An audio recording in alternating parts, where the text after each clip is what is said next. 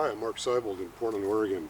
I've been considering doing this video prior to the solar eclipse because so many people have sent me emails, texts, phone calls from foreign countries.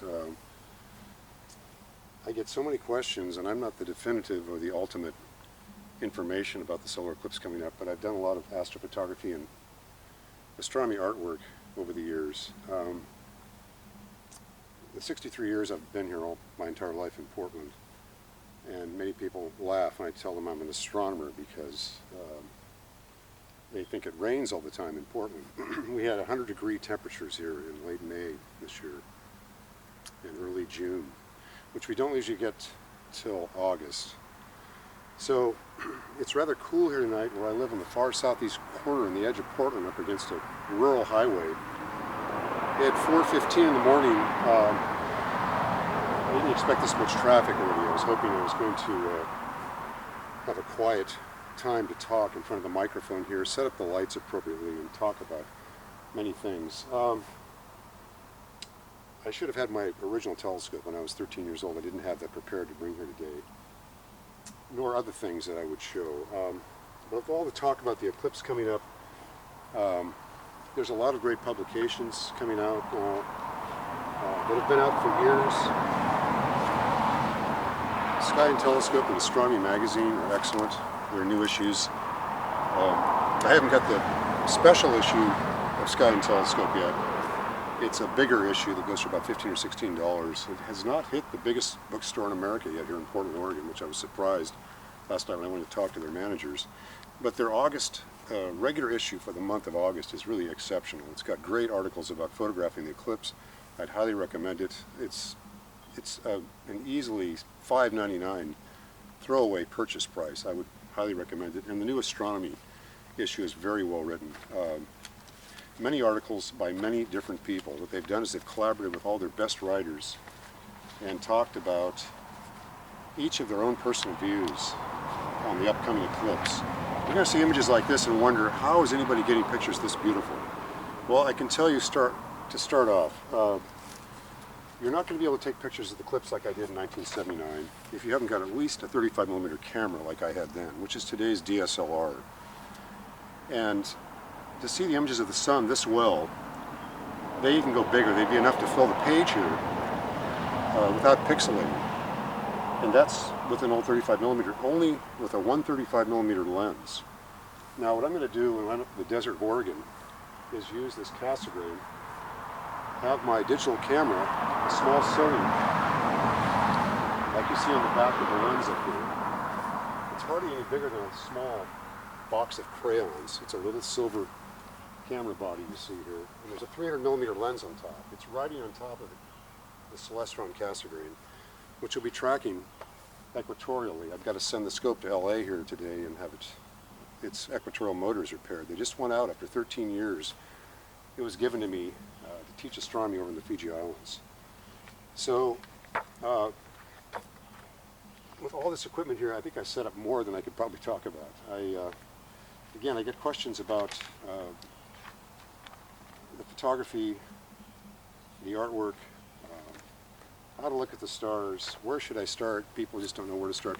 I can tell you for starters, most people don't have an H-alpha telescope, which you saw as I started the video here pulling it away, with a little warning on the side about how the universe is closer than it appears. The H-alpha telescope doesn't look like much here in the distance. I moved it back, but it has what's on the front called a hydrogen alpha filter. It's a little red glass stack of filters. This little tiny cylinder with several stacks of quartz crystal glasses in it, and it looks like dark red glasses when you see it reflected. This little piece alone goes for about $1,000. And so people might ask, why does this little thing cost $1,000? Well, when you look through it, you get to see the sun like this. You get to see it through a special constrainment of light bandpass. It's very narrow. It blocks out all the UV, most of the visible daylight. And you see the sun just the way it looks if you were to strip away all the bright, blinding white color. When I say white color, I mean the white light, of course. So I'm hoping my camera is automatically focusing here when I come up close to this. But that's looking in the eyepiece of the H alpha telescope there a few years ago. Photographed with the Sony camera on the back of the eyepiece.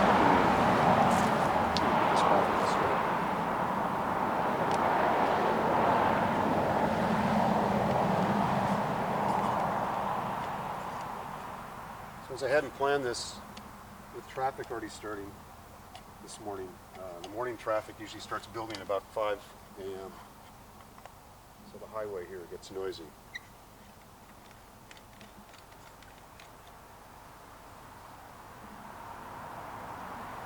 So there's going to be a lot of talk about cameras, and you see this one here, which is an old Kodak from about 1910. And of course I'm not going to be using this, but I found this in an old photography swap meet years ago. I had to take it. My grandparents used something like this in North Dakota before the Great Depression when they moved out here to Portland. This is a large Dobsonian telescope pointing right at the camera there, if you can see it. The mirror inside's a 10-inch mirror. I bought this in 1987, and it's what many amateur astronomers have today as a modest-sized telescope. To the public it looks huge because they've only looked through something, say, the size of an iPhone. And that's another point I want to make. People think they're going to take photographs of the eclipse with an iPhone or an Android camera.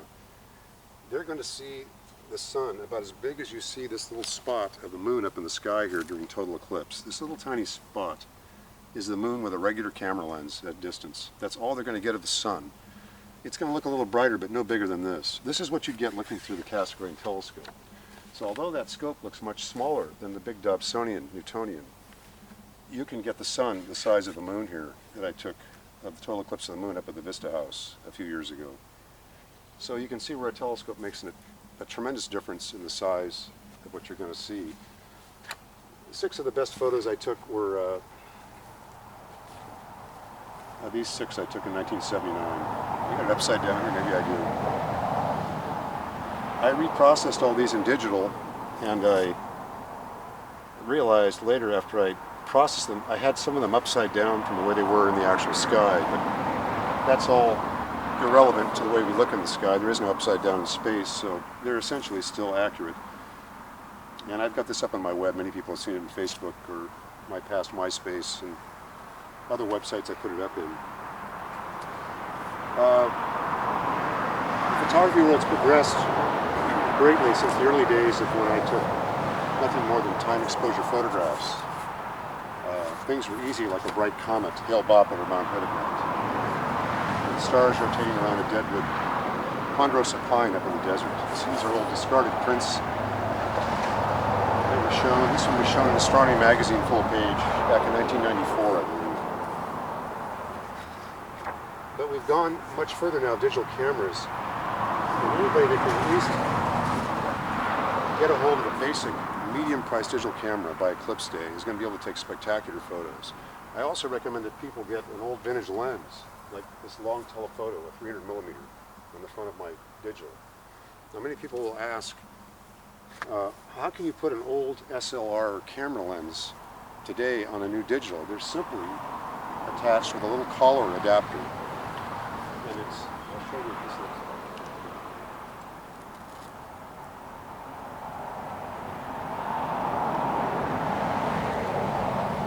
Many people riding a big solar eclipse site and getting ready for it to travel, and that can be accessed online too. Many people are discussing where they're going to go in the United States. I'll talk about that a little later, about what's going to happen to Oregon here. We're a little concerned. But essentially, the new digital cameras, not a big DSLR, but very close to it. The new Sonys are so small, you can literally put them in your pocket. But they've got an APS-C sensor that's as big or slightly bigger than the famous Canon, I think it's called the TI Rebel, that many people use, the basic medium-priced Canon DSLR. The Sony has essentially got a better light sensor than that Canon TI. It's actually a little bigger, but the body is so small and lightweight, and it's virtually like a small computer. And when you turn it on, it's, I don't know if I've got batteries in this one. Sorry about that, I didn't think of that. But adapting the lenses, I'll talk about that. So you take an old SLR lens from back in the 60s or 70s. This is a nice big 300 millimeter. It's not the greatest one. It opens up to f5.5 only. I'm going to be using one that has a much wider opening. A friend will loan me. Maybe even a 500 millimeter, and I'll have it on top of that telescope, tracking with the scope. So I can run two cameras at once and track the sky accurately with the equatorial mount. But you essentially take the old camera lens, your new digital camera, and you purchase one of these little, it's nothing more than a little metal collar. They've got them on Amazon. They're made in China. They're just a few bucks a piece, and they're made to mate to the camera and to the lens, and you'll see the names of each mating one to the other when you look them up online. You essentially just put it on your new camera and then take the old lens, which is a Pentax thread in this case, and just screw it onto the new collar. And it's that simple. It's ready to shoot with. Now, this is rather cumbersome. There's no auto blur corrections on these new lenses, on these old lenses, excuse me. So you've got to do everything manually when you turn it on. You essentially have to put it on a tripod to stabilize the lens, because you won't get stabilization that's automatically built into the new electronic lenses. So there is some manual adjusting to do, but once you've got it adjusted for infinity and you're ready to shoot the sun, then you're ready to just go for the rest of the I'm going to say only 2 minutes of totality, and many people want to get a whole series of slight progressive changes as the moon covers the sun. You've seen all these little bright white discs changing like from a crescent moon and through phases, and those are taken through white light filters, which are very popular. I have one for the front of the Cassegrain. I've had it for years, just broke it recently in storage, so I've got to order another one. I'm waiting to talk over the traffic here. So the white light filters are what they're talking about using eclipse glasses. They want people to put on when looking at the sun before it's totally covered by the moon, and that's essential. You don't want to let people look directly at the sun while it's fully exposed without the moon eclipsing it. Especially telling children that that's important, because they'll stare up at it endlessly. Let's see, what else can I cover here that I haven't? First sketches I did of the sun, oh gosh, back in the late 1990s at the Oregon Star Party, looking through my H-alpha telescope. Large sunspots I sketched. Progressed later to something like this one that was shown in NASA websites. But photography is quite easy. I want people to understand that anybody can get a hold of a camera and learn how to use it in a matter of an hour or two with the proper instructions. Sitting down and sketching for 4 or 5 hours the moon's surface and the craters can take a whole night. And you can simply take a photograph in a matter of seconds. So there's no excuse for people not to be trying to use good cameras and do some kind of meaningful photography. It's quite simple.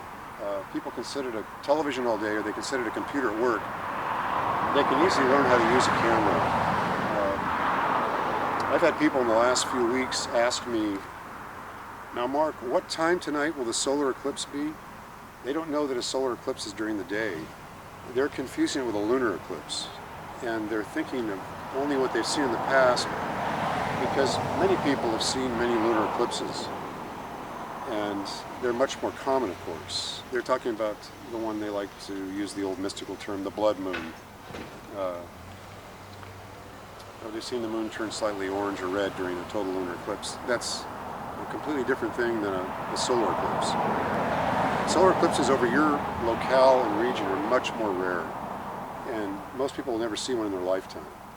So I think there's other things I could cover here. There's so much I brought out here to talk about, but I don't think I can cover everything in the fast cursory method I'm using here to go over things. I was even going to mention the new eclipse stamps, of course. This has nothing to do with observing, but I had to hold it up close to the camera so people can see it. And when you touch it, the moon turns bright. Isn't that amazing? From heat transfer from your skin.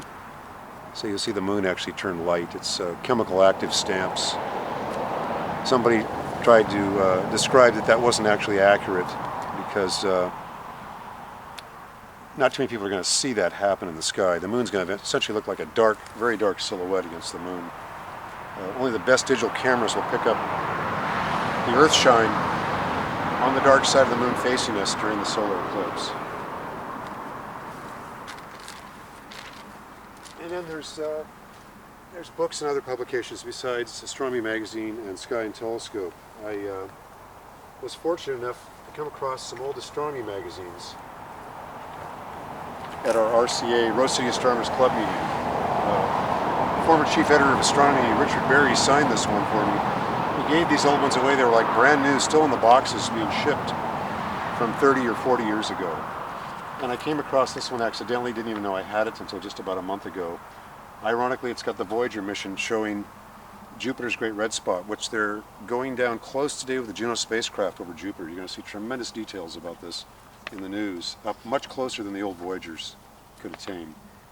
These actually look pretty impressive. I was not aware the Voyager got pictures this great. So I'm going to depart from the Eclipse talk here for a while and just go back to this old magazine, because it does have, lo and behold, I found these wonderful eclipse photographs from the same time I took mine in '79. And I had that page ready to come up. Here it is. So these are the photos done on film cameras back in the 1970s, specifically 1979 when I took mine. And there's some really great ones. There's a wide-angle one, which I hope to get. I'll have another camera running off to the side, taking a wide-angle image of the sky. So I'll get something like this during totality in video. Close-ups through my actual cast-screen telescope with a camera attached directly to the back will come out something like this, about the aspect ratio you see of the eclipse sun here of the diamond ring effect filling this frame, although it's not an actual APS-C rectangular frame like in a camera today. It's a square they just cropped down, I think, for the purpose of printing in the magazine. Here's the sequence many people want to try to get. They want to get this, and this is very easy to do. You just stack these today in Photoshop. The crescent shapes are basically done with a white light filter, a Bader, the silver colored ones, the silver film you've seen and put over lenses, and the eclipse glasses are made of that. It does not show what the H-alpha shows, though, like you see in my sketch here through the H-alpha scope, or the H-alpha picture. Set that aside here somewhere now, I don't know where it is, but yeah, you're not going to see an image like this through eclipse glasses or through white light filters. That H-alpha filter that goes for about $1,000, the small scope there in the middle, is one that most people haven't looked through. And I'm recommending that if people are out looking at the eclipse, you're going to get near where astronomers are, I'm sure. And I think it's important that you walk over to where they're working and at least ask some of them if they have an H-alpha scope set up. The hydrogen alpha scopes look similar to the small one I've got. They're mostly golden finished tubes on the outside, like old-fashioned brass telescopes. They're beautiful. The ones that are slightly bigger than mine go for anywhere from $5,000 to $10,000. This one was only $1,000. It's a small 40 millimeter. But it's essential enough at even 40 millimeters diameter to get close-ups of the sun like this that are quite detailed. And that's what you'll be seeing when I take a video through mine, but of course it's going to be blocked with just the edges, and the diamond ring effect is what I'll be shooting. Like you see in most of these, where the sun is blocking, or rather the moon's blocking out the sun into the beautiful corona effects. Remember, this only lasts for 2 minutes, and this only lasts for maybe 10 or 20 seconds where you see the diamond ring effect. So these were great photos that people got very close to telescopes back in '79, and I was delighted to find this in one of the issues that Richard Berry had given away at the Rose City Astronomers a few months ago. Okay, I think I'm going to be competing too much with the noise of the traffic here, so I may do this video again. The reason I put it together tonight was that I wanted people to get the impression that there's much more to observing than simply using an iPhone. And you'll see in the new Sky and Telescope issue, it's quite good. They show what can be done with an iPhone, and these special, we'll call them rather toy attachment telephoto lenses they're putting onto an iPhone.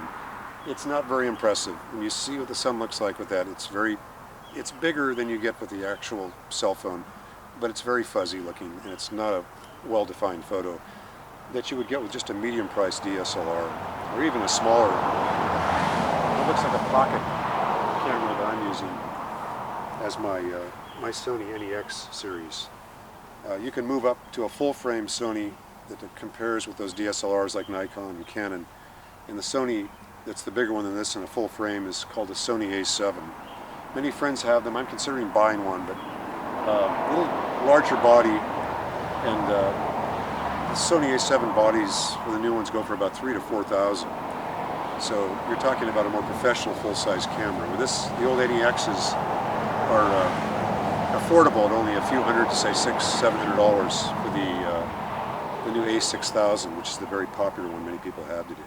Okay, I'm not going to compete with the traffic going by here much more, and I think I've said enough for today, so I'm going to cut it short, and I'll continue with another video maybe before the 1st of August. Thanks for listening, and good luck on photographing the eclipse, or at least just viewing it.